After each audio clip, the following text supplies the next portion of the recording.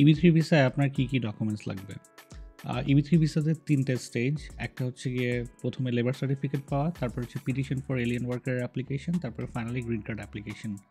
So labour সার্টিফিকেশনের জন্য primary অ্যাপ্লিকেন্টের শুধু পাসপোর্টের কপি লাগবে, যারা আপনারা আমেরিকার বাইরে আছেন।